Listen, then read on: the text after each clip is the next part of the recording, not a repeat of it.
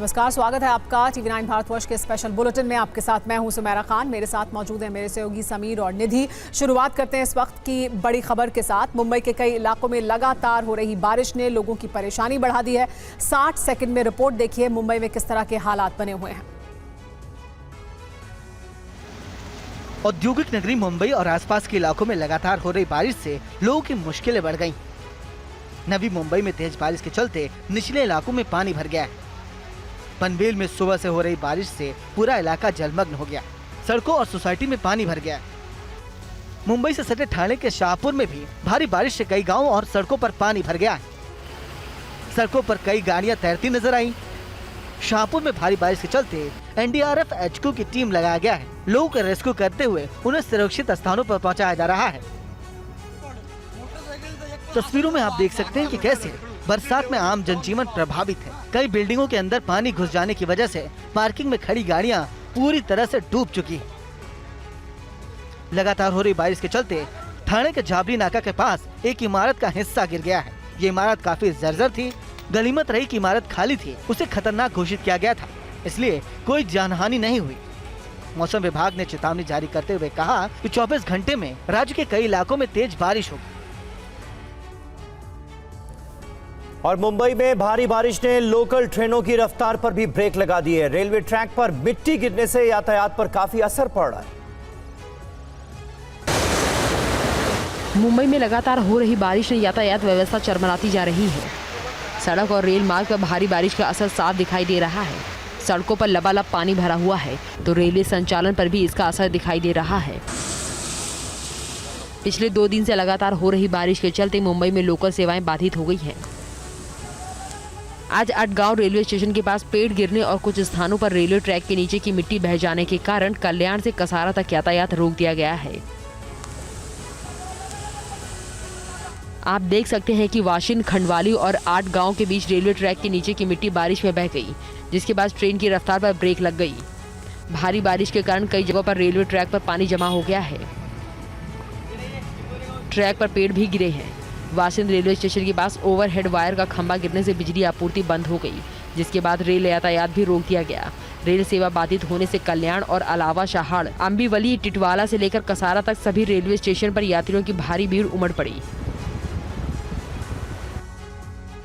वहीं बिहार की बात करें तो बिहार के सुपौल में कोसी का जलस्तर लगातार बढ़ रहा है।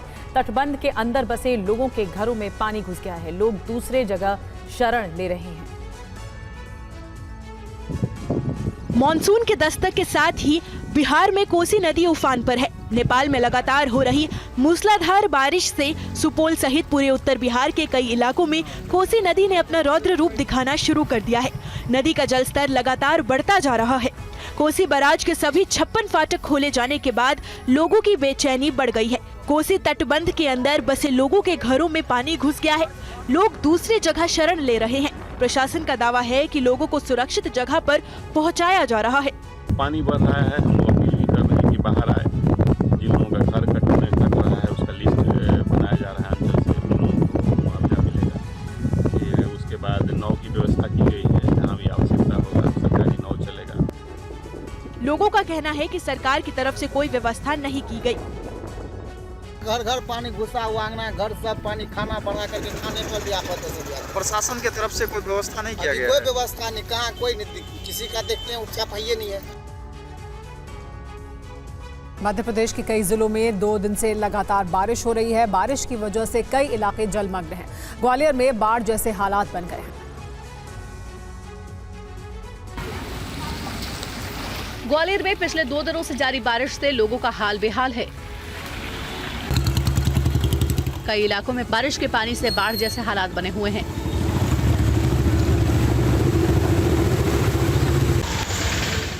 ग्वालियर में 115 मिलीमीटर से ज्यादा बारिश हुई है। लगातार हो रही बारिश से सड़कें दरिया बनी हुई हैं। सड़कों पर वाहनों की आवाजाही पर इसका असर देखने को मिल रहा है। तस्वीरों में आप देख सकते हैं कैसे लोग यात्रा कर रहे हैं। घुटने भर पानी में लोग अपने बंद वाहनों को धक्का लगाते दिख रहे हैं। जल भराव से वसंत विहार, हजीरा, नदी गेट, रॉक्सी पुल, फूलबाग चौराहे पर यातायात बुरी तरह से प्रभावित है। शहरी क्षेत्र में बारिश के पानी से न सिर्फ गलियां बल्कि सैकड़ों घर प्रभावित हुए हैं। हर तरफ पानी ही पानी नजर आया। लोगों के घरों में भी पानी घुस गया है। लोग पानी के बीच रहने को मजबूर हैं। मौसम विभाग का अनुमान है कि मध्य प्रदेश के कई जिलों में भारी बारिश हो सकती है। ग्वालियर और श्योपुर में लगातार बारिश होने का अनुमान है।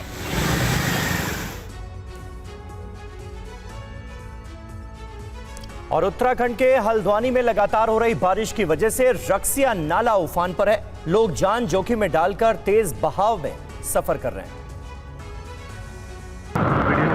उत्तराखंड के कई जिलों में लगातार हो रही बारिश से लोगों की परेशानी बढ़ गई। कई नदियां और नाले उफान पर हैं। भारी बारिश से रक्सिया नाला ओवरफ्लो हो गया। आप देख सकते हैं कि कैसे सड़क पर तेज बहाव के साथ पानी बह रहा है। रक्सिया नाले के तेज बहाव में 2 बाइक सवार फंस गए। काफी मशक्कत के बाद स्थानीय लोगों ने इन दोनों बाइक सवारों की जान बचाई। ये युवक अपनी जान जोखिम में डालकर उफनते नाले को पार करने की कोशिश कर रहा था। बाइक तो बह गई, लेकिन दोनों युवक बच गए। आप देख सकते हैं कि बारिश की वजह से भवाली अल्मोड़ा हाईवे पर लगातार मलबा गिर रहा है। पहाड़ों का टूटना जारी है। इसके बाद भी लोग सफर कर रहे हैं। देखिए, बारिश क्योंकि चेतावनी है, सभी अलर्ट पे हैं और जिस जगह से भी कहीं से सूचना आ रही है तो उसमें तत्काल कार्रवाई के प्रयास किए जा रहे हैं। प्रशासन की तरफ से नदी नालों के पास न जाने की चेतावनी जारी की जा रही है, लेकिन लोग जान जोखिम में डालकर सफर कर रहे हैं। लगातार नदी और नहर के किनारे रह रहे लोगों को सचेत किया जा रहा है। उधर गौला नंदहर नदी का भी जलस्तर लगातार बढ़ रहा है, जिससे प्रशासन की टीम लगातार मॉनिटरिंग कर रही है। वहीं असम में बाढ़ ने भारी तबाही मचाई है। सभी नदियां खतरे के निशान से ऊपर बह रही हैं। 30 जिलों के 25 लाख लोग बाढ़ से प्रभावित हुए हैं। असम में भारी बारिश और बाढ़ की वजह से हालात बद से बदतर होते जा रहे हैं। राज्य की ज्यादातर नदियां खतरे के निशान के ऊपर बह रही हैं। महाबाहु, ब्रह्मपुत्र नदी सहित कई सहायक नदियां खतरे के निशान को पार कर चुकी है। बाढ़ के खतरे को देखते हुए गुवाहाटी में अलर्ट कर दिया गया है। सड़कों पर सैलाब है। जहां भी नजर जाती है सिर्फ पानी ही पानी नजर आ रहा है। हालात ये है कि पता नहीं लग पा रहा कि नदी का दूसरा किनारा कहां तक है। लोगों के घरों में पानी घुस गया है। खाना बनाने में भी दिक्कत हो रही है। नाला से पानी पूरा बैक मारा, घुस गया, पूरा घर में घुस गया। रात से कल से खाना वाना बना नहीं है। सब सामान में इधर बाढ़ से असम के 30 जिलों के 25 लाख से ज्यादा लोग प्रभावित हैं। राज्य में अब तक बाढ़ की वजह से 50 से ज्यादा लोगों की जान जा चुकी है। हालात को देखते हुए राज्य के मुख्यमंत्री हिमंता बिस्वा शर्मा मोर्चा संभाले हुए हैं। मुख्यमंत्री लगातार बाढ़ प्रभावित इलाकों का दौरा कर रहे हैं, लोगों से मिल रहे हैं। हालात को देखते हुए मौसम विभाग ने अगले 9 जुलाई तक राज्य के 16 जिलों में येलो अलर्ट जारी किया है। बारपेटा और बोंगाई गाँव के लिए ऑरेंज अलर्ट जारी किया गया है। रानीखेत में अचानक पुल ढहने से स्थानीय लोग परेशान हैं। सैकड़ों गाड़ियां पुल के दोनों तरफ खड़ी हैं। देखिए पुल ध्वस्त होने की हैरान कर देने वाली तस्वीरें।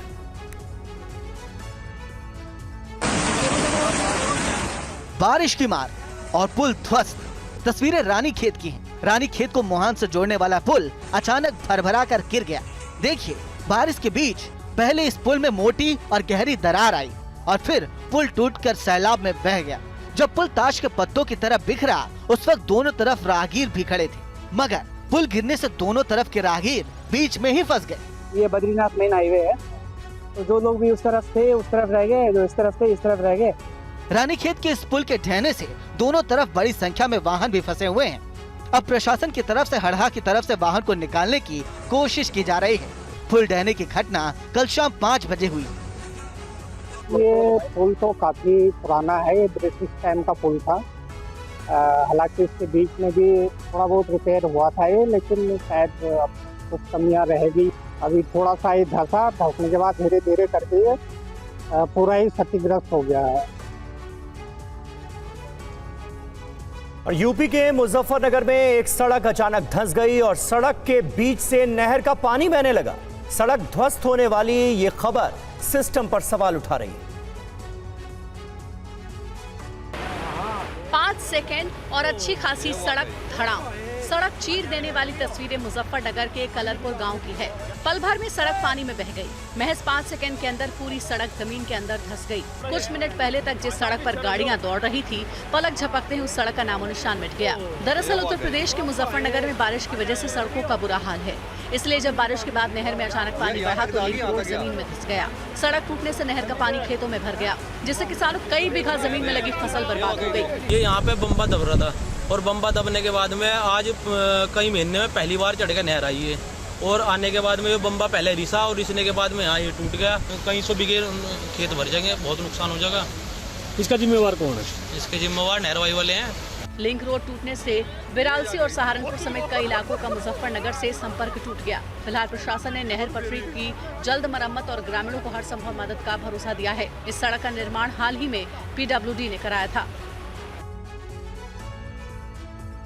और उत्तर प्रदेश के बलरामपुर में भी बारिश के बाद राप्ती नदी उफान पर है। पूरे इलाके पर बाढ़ का खतरा इस वक्त मंडरा रहा है। उफान पर राप्ती नदी, निचले इलाकों में दाखिल होता सैलाब, पानी की मनमानी, खेतों पर कब्जा करता सैलाब, फसलों को बर्बाद करता जल भराव, गलियों में पैर जमाता सैलाब, हर तरफ तालाब जैसा मंजर, सड़कों पर बहते नाले। यूपी के बलरामपुर में बाढ़ का टीजर देख लीजिए। अगले कुछ घंटों में पूरे इलाके पर बाढ़ का खतरा मंडरा रहा है। पानी का लेवल तेजी से बढ़ रहा है। राप्ती नदी खतरे के निशान को पार कर गई है। स्थानीय लोगों को सैलाब का मंजर डरा रहा है।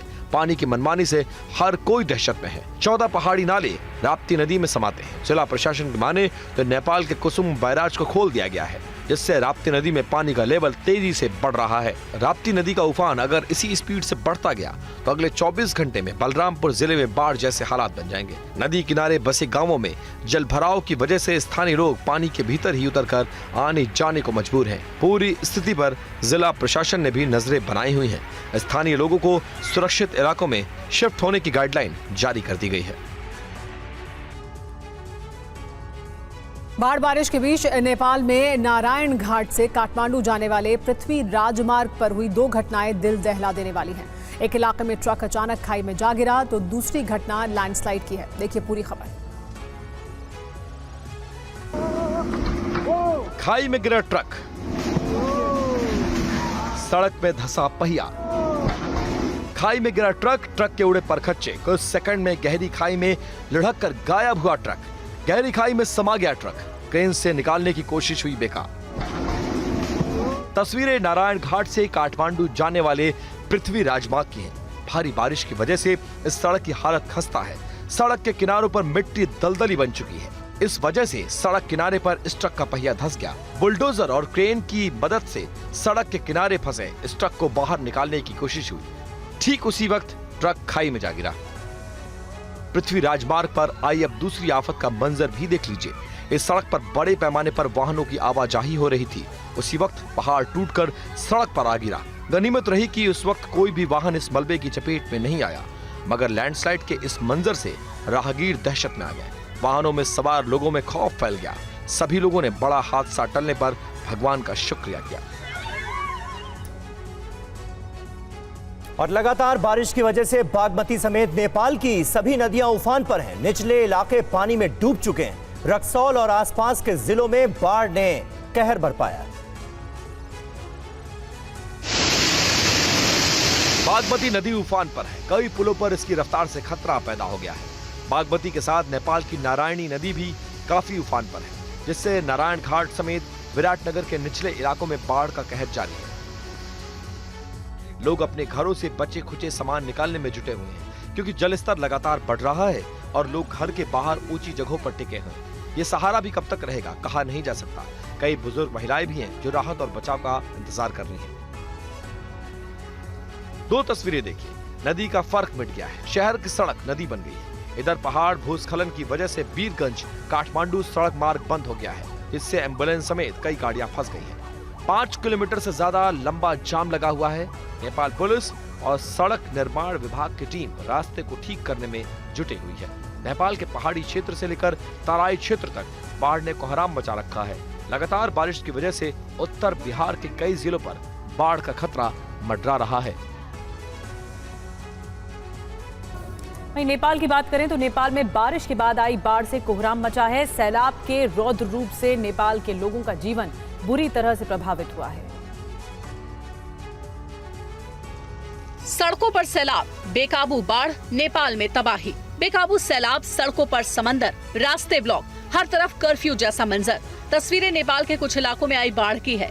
पिछले कुछ दिनों से लगातार हो रही बारिश नारायणी नदी उफान पर है, जिसकी वजह से नारायण घाट और आसपास के इलाकों पर बेकाबू सैलाब ने कब्जा कर लिया है। नारायण घाट भारत के रक्सौल से बेहद नजदीक है, जिस वजह से ये मार्ग बेहद ही व्यस्त रहता है। 24 घंटे गाड़ियों की आवाजाही होती है, लेकिन सड़क पर पानी भर जाने की वजह से गाड़ियों की आवाजाही पर ब्रेक लग गया है। बागमती नदी में भी जबरदस्त तूफान है। ये नदी भी खतरे के निशान से ऊपर बह रही है, जिसकी वजह से विराटनगर के निचले इलाकों में बाढ़ का पानी लोगों के लिए मुसीबतें बन गया है। लोगों के घरों और दुकानों में भी घुस गया है। नेपाल इन दिनों बाढ़ बारिश के साथ साथ कुदरत का कहर भी झेल रहा है। लगातार हो रही बारिश की वजह से पहाड़ दरक रहे हैं। कई जगहों पर भूस्खलन की घटनाएं हो रही हैं। वीरगंज काठमांडू मार्ग पर 3 जगह लैंडस्लाइड हुआ। भूस्खलन की वजह से पहाड़ का एक बड़ा हिस्सा टूटकर सड़क पर आ गिरा, जिसकी वजह से घंटों तक आवाजाही रोकनी पड़ी। गाड़ियों की आवाजाही रुकने से वीरगंज काठमांडू मार्ग पर लंबा जाम लग गया। और यूपी के रायबरेली में खस्ता हाल सड़क पर अनोखा प्रदर्शन किया गया। स्थानीय लोगों ने बीच सड़क पर धान की रोपाई करके विरोध जताया।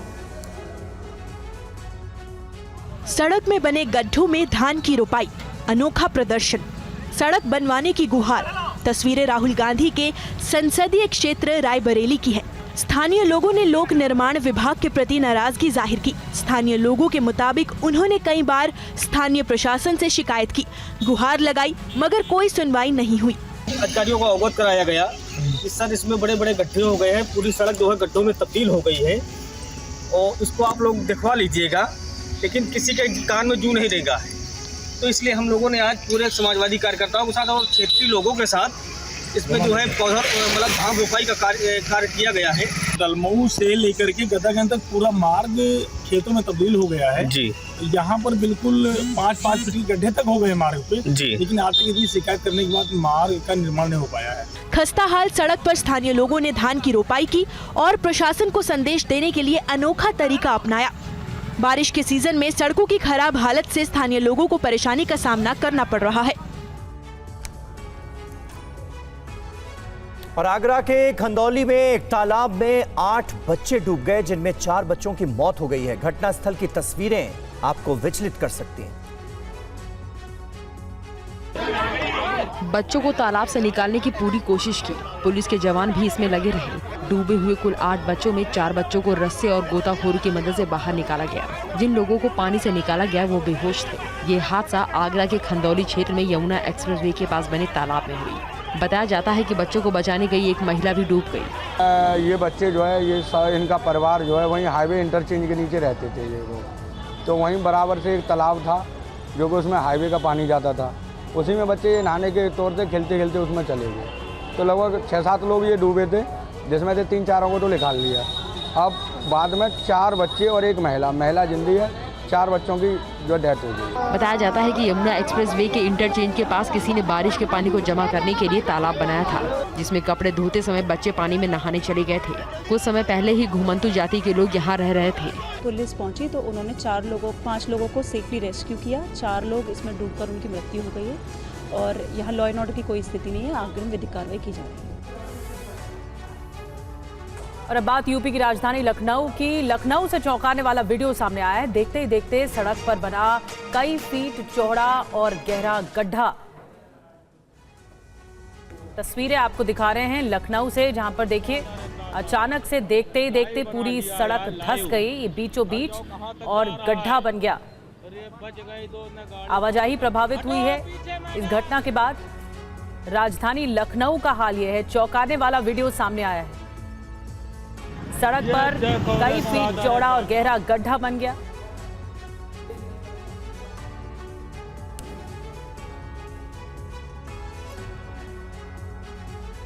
और इस बीच हाथरस हादसे पर एक और बड़ी जानकारी सामने आई है। न्यायिक जांच टीम के सामने चश्मदीद देवा पहलवान ने बड़ा दावा किया है। देवा पहलवान ने कहा है कि एक शख्स ने यह दावा किया कि बाबा के अनाउंसमेंट के बाद भगदड़ मची है। बाबा के पैरों के रज लेने के लिए ऐलान के बाद भगदड़ मची, ये बताया जा रहा है। देवा ने बताया न्यायिक जांच टीम को कि लोग मदद मांग रहे थे, लेकिन वहां कोई सेवादार उस वक्त मौजूद नहीं था। कहा घटना का कारण यह है कि बाबा जब गए थे उस समय कह के गए थे कि मेरी चरणों की रज लेके जाना सभी वक्त, जिससे कोई बीमार हो, कैंसर हो, कोई भी बीमारी हो, नौकरी नहीं लग रही हो तो रज लगाना काम हो जाएगा मेरा। उस चक्कर में पहले मैं ले रज को, पहले मैं लूँ रज को, पहले लेने के चक्कर में रज को वो घटना हुई कि पहले के चक्कर में एक होड़ मच गई कि पहले रज को मैं लूँ, तो एक दूसरे को चढ़ते गए और दम घुटने से मरते गए, पैरों तले कुचलते गए। इस तरह से वो घटना हुई है। अगर बाबा चाहते तो इस घटना को रोक सकते थे, मेरा मानना है, क्योंकि भगवान मानते हैं बाबा को, बाबा के भक्त जो बाबा के भक्त हैं भगवान मानते हैं, और बाबा भी बताता है कि मैं भगवान हूँ। तो बाबा जैसे वहाँ से निकले, थोड़ी दूर जा पाए, 15 कदम 20 कदम 25 कदम, जब ही घटना शुरू हो गई है ब्रज के चक्कर में, तो बाबा को पता चल गई होगी। तो बाबा को अपनी गाड़ी रोक कर उस समय माइक के माध्यम से ये कहना चाहिए था कि रुक जाओ, क्योंकि बाबा भगवान था, तो बाबा के एक इशारे पर सब लोग रुक जाते, खड़े हो जाते थे। और तो बाबा इस घटना को कहीं रोकना चाहते थे तो रोक सकते थे। और हाथरस हादसे की जांच कमेटी के सदस्य ब्रजेश कुमार श्रीवास्तव और भावेश कुमार सिंह ने आज कई लोगों से पूछताछ की है। आयोग ने कहा है कि हादसे से जुड़े लोगों को जल्द नोटिस दिया जाएगा। नारायण साकार से पूछताछ की बात पर कमेटी ने फिलहाल टिप्पणी करने से इनकार कर दिया। हम बहुत जल्दी नोटिस जारी करने जा रहे हैं, पब्लिक नोटिस, जिसमें हम लोगों को बुलाएंगे और हम बहुत जल्दी आएंगे भी यहाँ पे। जो भी संबंधित लोग हैं सबसे पूछताछ करेंगे। Law will take its own course. हम हर आदमी से पूछताछ करेंगे जो इससे संबंधित हो, हूएवर ही में बी। सर ये ऑफिशियल्स होंगे, आम जनता है, एवरीबडी जिसे हम ठीक समझेंगे, जिससे हमें मदद मिलेगी, उस सबको पूछताछ की है सबसे। क्योंकि ऑफिशियली हम जब नोटिस जारी कर देंगे तो हम वो सब रिकॉर्ड करेंगे जी। सारे ऑफिसर्स के जो भी संबंधित होंगे, जो पब्लिक के लोग होंगे, जो प्रेस के लोग होंगे, तो उसी से हमें मदद मिलेगी। Then we will proceed further. लोगों से बात करेंगे और जो अपने बयान के साथ साथ वो जो भी अभिलेख देंगे, चाहे वो वीडियो फुटेज हो या कोई रिकॉर्डिंग हो, तो वो अपने स्टेटमेंट के साथ देंगे, उसको शामिल। नारायण साकार हरि से भी आप लोग पूछताछ करेंगे सर? अब तक की जांच में जो आया देखिए, किसी व्यक्ति विशेष के बारे में हम बात नहीं कर रहे हैं। आयोग को जिस किसी से भी बात करने की आवश्यकता होगी वही हमने उनके बयान। और इस बीच एक बड़ी खबर आ रही है। हाथरस हादसे में बाबा के वकील का बड़ा दावा सामने आया। वकील एपी सिंह ने दावा किया है कि हादसे के पीछे बड़ी साजिश है। एपी सिंह ने थोड़ी देर पहले मीडिया से बात करते हुए कहा कि स्कॉर्पियो सवारों ने स्प्रे का छिड़काव किया और इसी स्प्रे के असर से महिलाएं गिर गईं। उन्होंने कहा कि इस मामले में एफआईआर दर्ज करवाएंगे।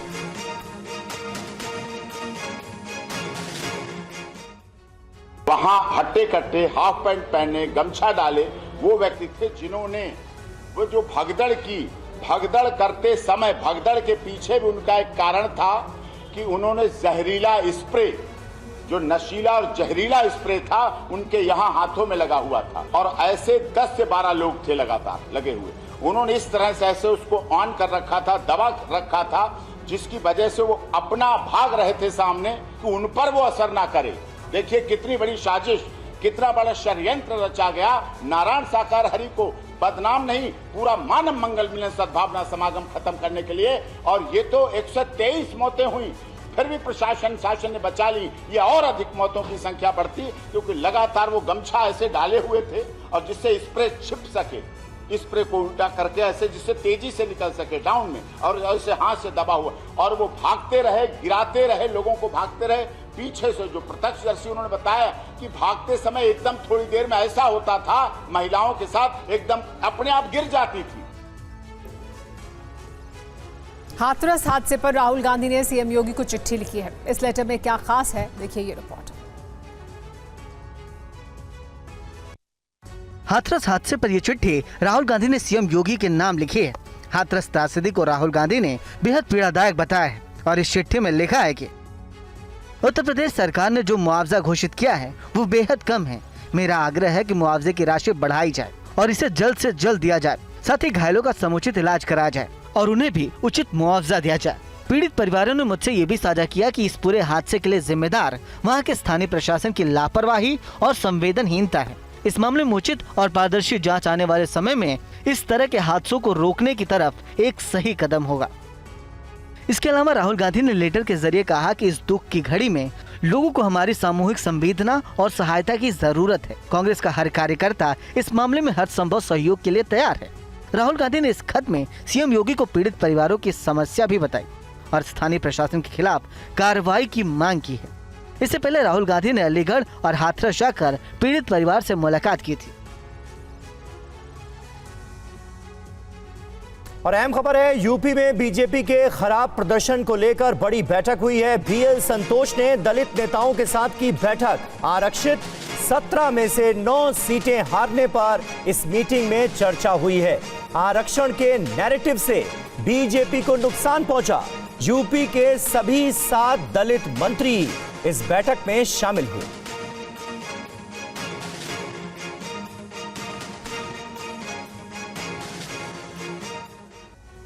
जी हां, बीजेपी का जो खराब प्रदर्शन लोकसभा चुनावों में रहा, उसको लेकर आज बैठक हुई। दलित नेताओं का मंथन हुआ। क्यों मीटिंग बुलाई गई, आपको बता दें। एससी के लिए आरक्षित सीटों पर बीजेपी को भारी नुकसान हुआ है इन लोकसभा चुनाव में। 2024 चुनावी नतीजों में 17 में से 8 सीटें रह गईं। 2019 चुनावी नतीजों में बीजेपी को 14 सीटें मिली थी। वहीं एससी के लिए आरक्षित सीटों में एसपी को 8 सीटें मिली। अगर यही ट्रेंड रहा तो आगे के चुनाव में भी मुश्किल बीजेपी के लिए होगी। अब आपको बता दें कि मीटिंग में क्या निकला, निष्कर्ष क्या निकला। आरक्षण की वजह से बीजेपी को यूपी में नुकसान हुआ है। सरकारी नौकरी के बदले काम आउटसोर्स हो रहे हैं और आउटसोर्स वाले काम में आरक्षण का फॉर्मूला लागू नहीं है। पिछड़े और दलित समाज में इसका खराब मैसेज गया है। समाजवादी पार्टी ने इस नैरेटिव को आगे बढ़ाया और संविदा वाली नौकरियों में भी आरक्षण की मांग की गई है। इस बैठक में शामिल होने पहुंचे असीम अरुण और प्रियंका सिंह रावत ने क्या कहा, ये वो भी आपको सुनाते हैं। तो समीक्षा, हम तो हर बूथ की समीक्षा कर रहे हैं, एक एक वोट की समीक्षा कर रहे हैं। पर आज ये समीक्षा नहीं, ज़्यादा ये बात थी कि किस तरीके से आने वाले समय में हम लोग को जो जनता ने वोट दिया है, जनता ने अपना आदेश दिया है कि आप बेहतरी के लिए काम करिए। जनता की जो अपेक्षाएं हैं उसको हम लोग को पूरा करना है और सामाजिक न्याय का एक ऐसा मॉडल प्रस्तुत करना है जिसमें अनुसूचित जाति, जनजाति, पिछड़ा वर्ग, आर्थिक रूप से पिछड़ा वर्ग, महिलाएं, ट्रांसजेंडर, सबको उनका अधिकार मिले। आप यहाँ पर देख लीजिए, अगर जनता का भरोसा नहीं होता, हर वर्ग का भरोसा अगर नहीं होता, 14 से लेकर 19 से लेकर और अभी 2024 में तीसरी बार भारतीय जनता पार्टी की केंद्र में सरकार बनी है और 17 के बाद में 22 में भी देखिए, अभी विधानसभा में भी भारतीय जनता पार्टी की प्रदेश में सरकार बनी है। हम लगातार चरैवेती के मूल मंत्र को लेकर चलने वाले हैं, उस पर चल रहे हैं। तो इस बड़ी बैठक के बाद क्या कुछ निकलकर सामने आया है, इस मंथन से क्या जानकारी निकलकर सामने आ रही है, इस पर बात करने के लिए हमारे साथ हमारे रोविंग एडिटर पंकज झा इस वक्त जुड़ गए हैं। पंकज, बीजेपी ने बहुत समय लगाया है अपनी राजनीति में उत्तर प्रदेश में इन सीटों को, दलित नेताओं को, ओबीसी और बाकी समाज को अपने साथ जोड़ने में। ये जो नुकसान बीजेपी को हुआ वो उनके लिए एक बड़ा नुकसान था। क्या कुछ निकल कर आया इस बैठक से, मंथन के बाद बड़ी बातें क्या हैं? देखिए, 2 दिनों से बीजेपी के जो केंद्रीय संगठन महामंत्री हैं बीएल संतोष, वो यहाँ पर हैं और लगातार बैठकों का सिलसिला चल रहा है। यूपी के सीएम योगी आदित्यनाथ, दोनों डिप्टी सीएम, प्रदेश अध्यक्ष, साथ ही संगठन मंत्री, सब लोग यहाँ बैठक में थे और बारी बारी से कि कैसे पिछड़ों ने कैसे बीजेपी का साथ छोड़ा, दलितों ने कैसे साथ छोड़ा। ये जो नैरेटिव था संविधान और आरक्षण खत्म हो जाएगा जो विपक्ष ने बनाया था, उस नैरेटिव को आखिर बीजेपी की सोशल मीडिया की टीम, उनके प्रवक्ताओं की टीम और कार्यकर्ता कैसे नहीं रोक पाए, इन सब पर चर्चा हुई है। आज खास तौर से फोकस रहा जो एससी समाज के नेता हैं उनके साथ बैठक हुई। उसमें जो सबसे बड़ी बात उभर कर आई है वो ये है कि यूपी में सरकारी नौकरियों के बारे में कहा गया है कि जो इस वर्ग के यानी पिछड़े और दलित वर्ग के जो नौजवान हैं वो बड़े रेस्टलेस हैं। उनको लग रहा है कि सरकारी नौकरी नहीं मिल रही है, पेपर लीक हो जाता है और उनके जो उम्मीदें हैं, उनके जो सपने हैं पढ़ने लिखने के बाद, उनको रोजगार नहीं मिल रहा है। सबसे बड़ी बात जो कही गई है उसमें कई मंत्रियों ने ये बात उठाई। उसमें आपको बताऊं, समाज कल्याण मंत्री जो है असीम अरुण, उनको ये जिम्मेदारी दी गई है। उसमें ये बात आई कि आउटसोर्सिंग पर यानी कॉन्ट्रैक्ट पर नौकरियां दे दी जाती है, उसमें पिछड़े और दलितों के लिए आरक्षण नहीं होता है। इससे मैसेज बहुत खराब गया है और संविधान वाला जो मामला था 400 पार संविधान खत्म होने, आरक्षण खत्म होने का, इन दोनों वजहों से पार्टी को बड़ा नुकसान हुआ है। आगे जो 10 सीटों पर उपचुनाव है उससे पहले ही चीजें ठीक होनी चाहिए। अभी तो विधानसभा चुनाव 2027 में है, लेकिन इन सब चीजों पर अभी से काम करना होगा। काम करने के बारे में ये बात सामने आई है। ये मुख्य बात है जो निकलकर सामने आई है और फिर देखना ये होगा कि अगर ये निकलकर मंथन से सामने आए तो इस पर फिर क्या आगे कदम उठाया जाएगा, इसे दुरुस्त करने के लिए बीजेपी द्वारा, उनकी सरकार द्वारा। बहुत शुक्रिया पंकज इस तमाम जानकारी के लिए। आगे बढ़ते हैं। कांग्रेस नेता राहुल गांधी ने सोशल मीडिया पर एक वीडियो जारी किया है। राहुल ने कहा है कि वो लोको पायलट्स के अधिकारों और वर्किंग कंडीशंस को बेहतर करने के लिए संसद में उनकी आवाज उठाएंगे। अगर आप ड्राइवर को एसी नहीं दे रहे हो, टॉयलेट नहीं दे रहे, टाइम पर भोजन, सबसे बड़ा रिस्क वही है। यस सर, और sir 4 night duty. Rahul Gandhi ने लोको पायलट के साथ बातचीत की। वीडियो में राहुल से पायलटों ने खुलकर अपनी परेशानियां बताई। यूरिन रोकने से सर कई प्रकार की बीमारियां हो जाती हैं। पहले फीमेल स्टाफ इतने नहीं था, फीमेल स्टाफ भी रनिंग में बहुत आ रहे हैं, तो सर उनके साथ बहुत बड़ी समस्याएं होती है यूरिन को लेकर के। राहुल गांधी ने कहा कि गर्मी से खौलते कैबिन में बैठकर लोको पायलट्स 16-16 घंटे काम करने को मजबूर हैं। उनके जीवन की रेल पूरी तरह पटरी से उतर चुकी है। साल में आपको कितनी छुट्टी मिलती है? सर छुट्टी मिलती नहीं, छुट्टी अगर कोई लगाता है तो उनको पनिशमेंट मिलता है। किसी ने लगाया, अगर छुट्टी चलेगी, उनके घर में शादी है, उनके घर में डेथ केस हो गई, तो उनको पनिशमेंट मिलता है, उनको चार्जशीट बहुत मुश्किल से छुट्टी, बहुत मुश्किल, रेयर केस है, हार्ड केस हो गई। राहुल ने वीडियो में ये भी बताया कि लोको पायलट्स के न काम के घंटों की कोई लिमिट है और न ही उन्हें छुट्टी मिलती है। सरकार ने 2013 में हाई पावर कमेटी बनाई, डीपी त्रिपाठी कमेटी। उन्होंने रिकमेंडेशन में कहा कि लोको पायलट जो है एक डिस्टिंक्ट कैटेगरी का स्टाफ है, इसका रेस्ट बहुत कम है। बट मेन इसका प्रॉब्लम ये होगा कि ये रिक्रूटिंग नहीं करते। यस। आगे बढ़ते हैं। मुंबई के वर्ली से हिट एंड रन का मामला सामने आया है। कार ने स्कूटी सवार दंपत्ति को टक्कर मार दी। हादसे में स्कूटी सवार महिला की मौत हो गई है। मामले में शिवसेना नेता राजेश शाह से पूछताछ की गई है। मुंबई में एक और हिट एंड रन का मामला सामने आया है, जहां एक BMW कार ने स्कूटी सवार दंपति को टक्कर मार दी। हादसे में बुरी तरह से घायल महिला की इलाज के दौरान मौत हो गई। इस हादसे के बाद आरोपी ड्राइवर और शिवसेना नेता का बेटा फरार है। दोनों आरोपियों पर पुलिस ने मामला दर्ज कर जांच शुरू कर दी है। वहीं पुलिस ने BMW के मालिक और शिंदे शिवसेना नेता राजेश शाह को थाने बुलाकर पूछताछ की। इस घटना का संज्ञान लेते हुए महाराष्ट्र के मुख्यमंत्री एकनाथ शिंदे ने साफ कहा है कि किसी आरोपी को बख्शा नहीं जाएगा। आरोपी कोई भी हो, कानून सबके लिए बराबर है। जो मुंबई में हिट एंड रन का जो घटना जो हुई है बहुत ही दुर्भाग्यपूर्ण है, दुखद है, और मैंने पुलिस के साथ बात की है, मेरी बातचीत हुई है। इसमें कोई भी हो उसको एक नजरिए से देखा जाएगा, किसी को भी बख्शा नहीं जाएगा। कानूनी कार्रवाई जो है वो सख्त की जाएगी नियम के अनुसार। वो जो भी हो, कानून के सामने सब बराबर है। अब इस मामले में सियासत भी तेज हो गई है। शिवसेना UBT के नेता आदित्य ठाकरे भी घटना के बाद पुलिस स्टेशन पहुंचे।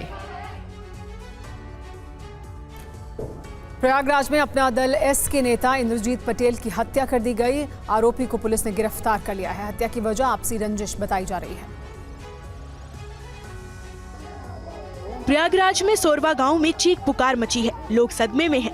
पुलिस के मुताबिक यहां अपना दल S नेता इंद्रजीत पटेल की गोली मारकर हत्या कर दी गई। हत्या के बाद गांव में अफरा तफरी मची। पटेल की हत्या का आरोप इंद्रजीत के पड़ोसी सर्वेश पटेल पर है। बताया जाता है कि किसी जमीन को लेकर दोनों के बीच झगड़ा चल रहा था। दोनों के बीच विवाद बढ़ा, जिसके बाद सर्वेश ने इंद्रजीत के सिर पर गोली मार दी। इंद्रजीत उर्फ मोनू पटेल को उन्हीं के पड़ोसी सर्वेश पटेल द्वारा गोली मार के हत्या कर दी गई। मौके से सर्वेश पटेल को गिरफ्तार कर लिया गया है। उसके पास से अवैध 2 तमंचे बरामद हुए हैं। पुलिस मामले की जांच कर रही है। हत्या के बाद कानून व्यवस्था को लेकर ग्रामीणों ने विरोध प्रदर्शन किया। इंद्रजीत राजनीति से भी जुड़े थे। वो केंद्रीय मंत्री अनुप्रिया पटेल की पार्टी अपना दल S गंगापार इकाई के विधि प्रकोष्ठ के कार्यकारिणी सदस्य और पेशे से वकील थे। वो इलाहाबाद हाईकोर्ट में वकालत करते थे। पुलिस मामले की पड़ताल कर रही है कि हत्या की वजह जमीन विवाद ही है या फिर कुछ और। और पुरी समेत देश के कई राज्यों में आज भगवान जगन्नाथ की रथ यात्रा निकाली गई। अहमदाबाद की जगन्नाथ यात्रा में गृह मंत्री अमित शाह और CM भूपेंद्र पटेल भी शामिल हुए। भक्ति भजन में भक्त डूबे हैं। पुरी में श्रद्धा का सैलाब उमड़ा है। जगन्नाथपुरी में आध्यात्म और सांस्कृतिक विरासत को देखने के लिए देश ही नहीं विदेश से भी भक्त पहुंचे हैं। मान्यता है कि भगवान पुरी सृष्टि के आधार हैं, पूरी जगत के नाथ हैं। Celebrate, make mind, clean soul, clean body. This incredible Rath Yatra. Hare Krishna. This is once in a lifetime chance to see Jagannath Rath Yatra. I have attended many Rath Yatras in New York, Los Angeles, but this is amazing. भाई बलराम और बहन सुभद्रा के साथ का भगवान जगन्नाथ की ये यात्रा निकली है। गुजरात के अहमदाबाद में भगवान जगन्नाथ की मंगला आरती में गृह मंत्री अमित शाह अपने परिवार के साथ शामिल हुए। इसके बाद शहर में भव्य रथ यात्रा निकली, जिसमें CM भूपेंद्र पटेल समेत हजारों लोग शामिल हुए। गगनभेदी नगाड़ों और झाल करताल के साथ भक्तों का जनसैलाब रथ को खींचते हुए आगे बढ़ता दिखा। और प्रधानमंत्री मोदी कल रूस और ऑस्ट्रिया के लिए रवाना होंगे। प्रधानमंत्री मोदी अपने तीसरे कार्यकाल में पहली बार रूस जाएंगे। रूस भारत के लिए क्या समझौते होंगे इन दोनों मुल्कों के बीच में, देखिए डिटेल रिपोर्ट। पीएम मोदी का कल से 2 दिनों का रूस दौरा शुरू होगा। पीएम मोदी 5 साल बाद रूस जा रहे हैं। इस दौरे पर भारत और रूस के बीच कई अहम समझौतों पर मुहर संभव है। सबसे ज्यादा रूस के 5th generation fighter jet Sukhoi 57 को लेकर है। ऐसे में जान लीजिए पीएम मोदी और पुतिन मिलेंगे तो कौन कौन सी डील संभव है। इस दौरे पर Su-57 फाइटर जेट्स की डील फाइनल हो सकती है तो भारत में एंटी टैंक गोले बनाने की फैक्ट्री पर भी समझौता संभव है। मैंगो शेल्स पर डील के पूरे आसार हैं तो सेना की जरूरत के मुताबिक दूसरे हथियारों की डील पर भी चर्चा होगी। मिलिट्री लॉजिस्टिक समझौता भी इस दौरे के एजेंडे में शामिल है तो क्षेत्रीय और वैश्विक सुरक्षा पर जोर के अलावा यूक्रेन रूस युद्ध पर भी बातचीत होगी। डिफेंस, तेल और गैस का मुद्दा प्रमुख तौर पर लॉक होने की पूरी संभावना है। ऑल वेदर फ्रेंड भारत और रूस के बीच 2025 तक $30 अरब का ट्रेड लक्ष्य रखा गया है। रूस 2025 तक $50 अरब का निवेश करेगा। चेन्नई व्लादिवोस्तोक कॉरिडोर में निवेश का पूरा प्लान तैयार है। इसके अलावा पीएम मोदी रूस दौरे पर भारतीय समुदाय से भी मुलाकात करेंगे। भारत और रूस की दशकों पुरानी दोस्ती कल नया आयाम लेगी। भारतीय भी पीएम मोदी से मिलने के लिए उत्साहित हैं। 2019 के बाद और रूस यूक्रेन जंग शुरू होने के बाद पहली बार पीएम मोदी पुतिन के निमंत्रण पर मॉस्को जा रहे हैं। ऐतिहासिक मॉस्को शहर की ताज़ा तस्वीरें हैं जहां लोग पीएम मोदी के स्वागत के लिए तैयार हैं। 10 साल में पीएम मोदी का ये छठा रूस दौरा होगा। 8 से 9 जुलाई को प्रधानमंत्री मॉस्को में रूस वार्षिक शिखर सम्मेलन में शामिल होंगे। इससे पहले वे 4-5 सितंबर 2019 को रूस के दौरे पर गए थे। हम तो बिल्कुल बहुत सालों से इंतजार कर रहे हैं कि माननीय हमारे प्रधानमंत्री जी रसिया में आए। हम बहुत ज़्यादा ये भारत और रसिया के बीच में और ज़्यादा मधुरता लाएगा। हम लोग निजनी में पढ़ते थे, यहाँ पे मेरे पेरेंट्स आए हैं। मॉस्को में हम घूम रहे हैं and we heard that the prime minister is visiting, so काफ़ी अच्छा लग रहा है कि टाइम के बाद यहाँ पर उनका आना हुआ है। पहले कई सालों पहले वो आए थे, कोविड के पहले आए हुए थे। तो मुझे लगता है अभी इस वॉर सिचुएशन को लेके बहुत कुछ अच्छा ही, कुछ पॉजिटिव होने वाला है यूक्रेन और इसके वॉर को लेके। तो बहुत एक्साइटेड है। हालांकि हम मिल नहीं पाएंगे, अभी हम 2 दिन के बाद हम भी जा रहे हैं इंडिया, तो बहुत अच्छा लग रहा है।